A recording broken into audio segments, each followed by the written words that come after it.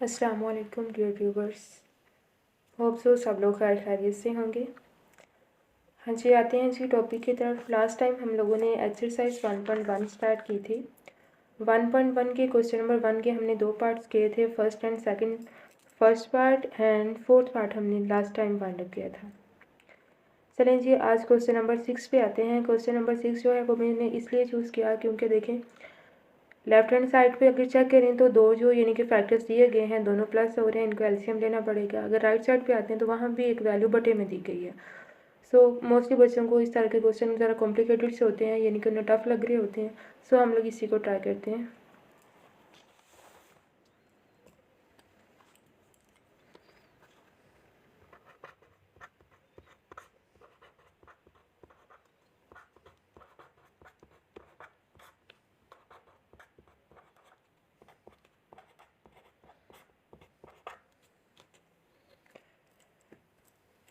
चलें जी, देखें जी left hand side में जल्दी से सोल्यूशन स्टार्ट करते हैं। आप लोगों ने एक चीज़ का ख्याल रखना है कि जब भी क्वेश्चन को यानी कि सोल्व करना स्टार्ट करें तो सबसे पहले same as it is question को नीचे उतारा करें, ठीक है। अब चेक करें जी लेफ्ट हैंड साइड पे देखें दो टर्म्स जमा हो रही हैं। जमा होते हुए चेक करें कि इधर जो फर्स्ट टर्म आपके पास फैक्टर नज़र आ रहा है ये भी यानी कि बटे की फॉर्म में है। सेकंड फैक्टर पे आते हैं तो ये भी बटे की फॉर्म में, सेकंड टर्म भी बटे की फॉर्म में दी गई है। चेक करें तो दरमियान में दोनों के जमा का साइन है। First term and second term के दरमियान में साइन कौन सा है? प्लस का दिया गया है, ठीक है। प्लस या माइनस अगर दिया जाए तो बटे वाली वैल्यूज दी गई हों तो हम क्या करते हैं? एलसीएम ले रहे होते हैं। अच्छा, जब आपने एलसीएम लेना है तो एलसीएम लेते हुए सबसे पहले देखते हैं कि अगर टर्म सेम आ रही हो तो वही चीज़ वन टाइम बटे के नीचे आती है। अब यहाँ पे चेक करें कि पहला फैक्टर x+2 है, इसको सेम एज इट इज मैंने राइट कर लिया। अगर सेकंड वाले को मैं चेक करूँगी, अगर सेम होता तो मैं इसे यानी कि अगर लेट्स सपोज जहाँ पे x+2 है इधर भी x+2 होता तो आप ओनली वन टाइम राइट करते ही एलसीएम आ जाता। लेकिन यहाँ पे क्या है, दूसरा फैक्टर जो है वो डिफरेंट आ रहा है। दूसरा फैक्टर आपके पास क्या है? x+3, इसको भी सेम एज इट इज़ आप राइट कर लेंगे, ठीक है। अच्छा जी, एक चीज़ का ख्याल रखना है कि जो भी आपके पास एलसीएम आ रहा होता है, एलसीएम जब भी आपके पास जो भी आपने राइट कर लिया बटे के नीचे, तो आपने एलसीएम लेते वक्त उसी एलसीएम को आपने दोनों टर्म जितनी भी टर्म्स आ रही हैं, जितनी भी टर्म का आपने एलसीएम लिया होगा, आपने हर टर्म के साथ उसी एलसीएम को कर देना है मल्टीप्लाई, ठीक है। x+2 into x+3 first term के साथ भी मल्टीप्लाई हो गया, ठीक है। दरमियान में साइन कौन सा आ रहा है? जमा का, इसको लगाएंगे। सेकंड टर्म है x+2 ओवर x+3, ठीक है। इसके साथ भी आप मल्टीप्लाई कर देंगे एलसीएम को। एलसीएम है x+2 इंटू x+3, ठीक है। चलें जी, राइट साइड पे आते हैं। राइट साइड को अभी मैं सेम एज इट इज ले रही हूँ, ठीक है।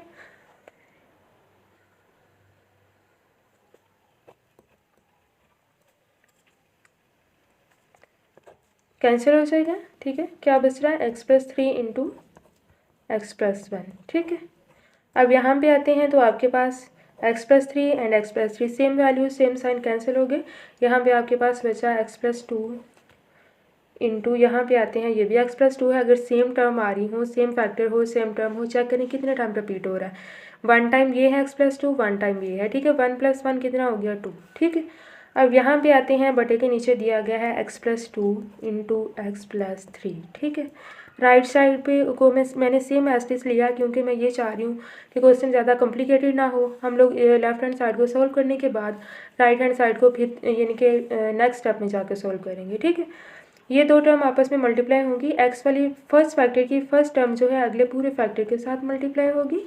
देन सेकंड टर्म उठेगी, वो भी पूरे फैक्टर के साथ मल्टीप्लाई होगी, ठीक है।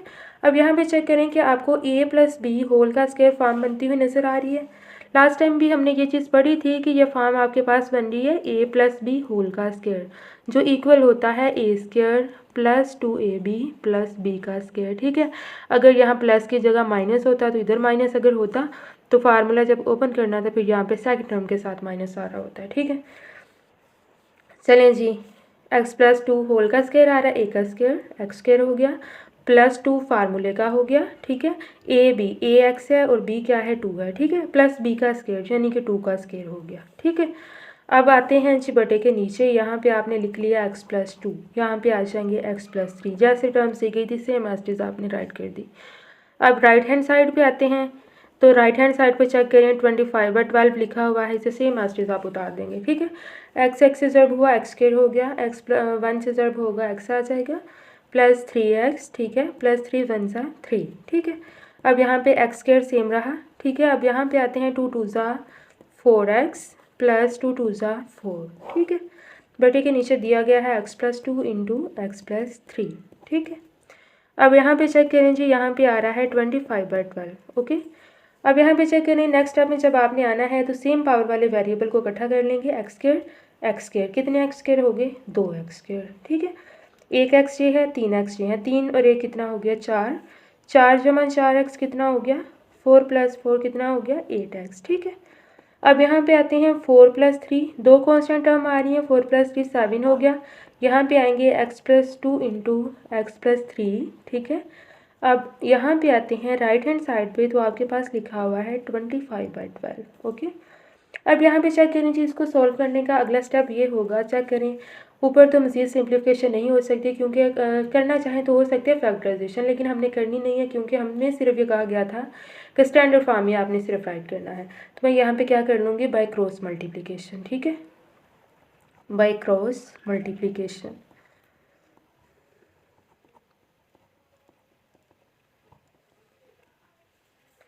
चेक करें जी, बाय क्रॉस मल्टीप्लिकेशन का मतलब होता है कि नोमिनेटर और डिनोमिनेटर आपस में मल्टीप्लाई होते हैं, इधर भी नोमिनेटर एंड डिनोमिनेटर वैल्यू आपस में मल्टीप्लाई होंगी, ठीक है।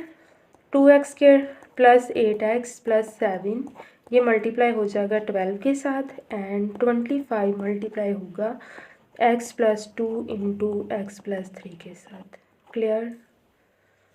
अच्छा जी, यहाँ पे आते हैं, 12 ज़रब होगा 2 से 24x स्क्वायर हो गया, ठीक है। 12 को आपने 8 से मल्टीप्लाई करना है, कैलकुलेटर होपफुली सबके पास होगा, ठीक है, आपने उससे चेक कर लेना है। अगर वैसे करना चाहें तो मैं आपको दिखा देती हूँ। 8 × 16, 6 इधर 1 कैरी में चला जाएगा, 8 1 × 8 प्लस 1 कितना हो गया 9, ठीक है। यहाँ पे आ गया 96x, ठीक है। फिर 12 को आपने 7 से मल्टीप्लाई कर लेना है, 7 2 × 14, 1 कैरी में चला गया, 7 + 1 8 हो गया, ठीक है। अब यहाँ पे आपके पास क्या हो गया 84, ठीक है। 25 को अभी सेम रहने देते हैं, इन दोनों पेयर्स को अभी जमा कर लेते हैं, ठीक है, मल्टीप्लाई कर लेते हैं, सॉरी। x से ज़रब हुआ सबसे पहले, अच्छा जैसे मैंने पीछे करवाया वैसे भी कर सकते हैं, x उठेगा पूरे फैक्टर के साथ ज़रब हो जाएगा x प्लस 3, फिर दूसरी टर्म आएगी 2 वाली, 2 मल्टीप्लाई होगा अगले पूरे फैक्टर के साथ, ऐसे, ठीक है। डायरेक्टली भी कर सकते हैं अगर करना चाहें तो, ठीक है, और ऐसे भी कर सकते हैं।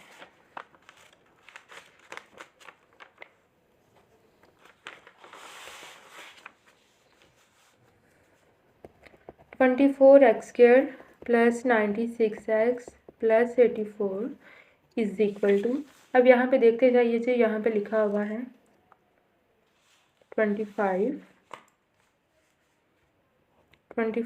इंटू एक्स से ज़रब होगा एक्स स्क्वायर हो गया, ठीक है, एक्स से ज़रब हुआ एक्स स्क्वायर, फिर एक्स 3 से ज़रब होगा 3x आ जाएगा, फिर 2 की बारी है, 2x से ज़रब होगा 2x हो गया, फिर प्लस 3 2 ज़ा 6 हो गया, ठीक है। चल अब यहाँ पे चेक करें, आपके पास जो लेफ्ट हैंड साइड पर टर्म्स आ रही हैं वो लिखा हुआ है 24x square plus 96x plus 84, जिनके सॉल्व करना अभी तो पॉसिबल नहीं है, क्योंकि हमने सिर्फ स्टैंडर्ड में लेके जाना है। तो मैं इसको सेम एज इट इज़ अभी राइट कर लेती हूँ, इधर 25 अंदर ज़रब होता जाएगा, 25x स्क्वायर हो गया, 25 को 3 से मल्टीप्लाई करें 75x, 2 से मल्टीप्लाई होगा तो आपके पास आ जाएगा 50x, ठीक है। अब हमने करना है 25 को 6 से मल्टीप्लाई, 6 5 ज़ा 30, 3 कैरी में चला गया, 6 2 ज़ा 12 प्लस 3, 12 प्लस 3 कितना हो गया 150, ठीक है, यहाँ पे आ गया 150, क्लियर।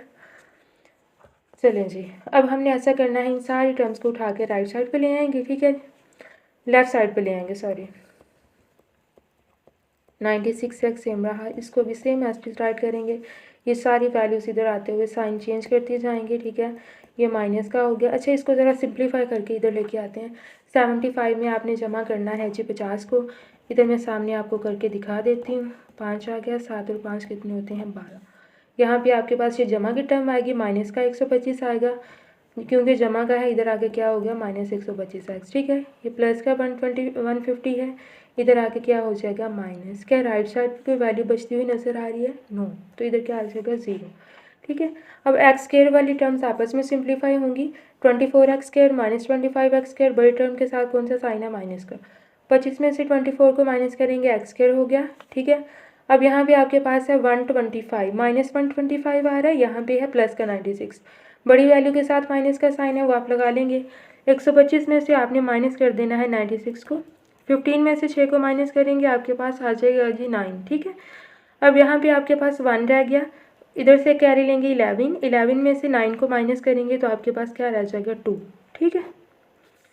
यहाँ पे आपके पास क्या आ गया, 29x, यहाँ पे आएंगे -150 इज इक्वल टू 0। चेक करें, तीनों टर्म्स माइनस की हैं तो मैं ऐसा करती हूँ, माइनस के साइन को -1 को कॉमन ले लेते हैं, और तो कुछ कॉमन नहीं आ रहा, तो अंदर सारी टर्म्स आपस में क्या होंगी, जमा हो जाएंगी। ठीक है, इज इक्वल टू 0 हो गया। ठीक है। अब चेक करें, ये वाला -1 जो है जब दूसरी साइड पे जाएगा तो 0 के नीचे डिवाइड हो जाएगा। 0 डिवाइडेड बाय समथिंग, आंसर क्या होता है, 0। X square plus 29x plus 150 is equal to 0। Check करें, आपके पास हाईएस्ट पावर 2 आ रही है, वेरिएबल की पावर 1 आ रही है, लास्ट में कॉन्स्टेंट है। ठीक है। और जो आपके पास अभी आंसर आया, हम क्या कहेंगे, this is a standard form of quadratic equation.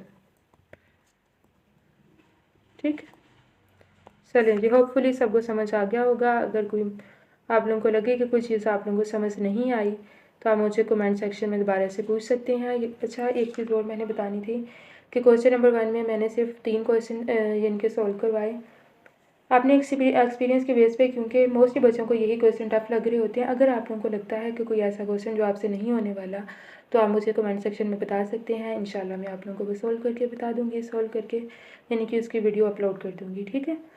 और दूसरी चीज़ ये कि आप मेरे चैनल को सब्सक्राइब कीजिएगा, शेयर कीजिएगा एंड लाइक कीजिएगा। और अगर किसी को नोट्स चाहिए होंगे तो वो कमेंट सेक्शन में बताएंगे, मैं उन्हें प्रोवाइड कर दूँगी। ठीक है। ओके जी, अल्लाह हाफिज़, टेक केयर।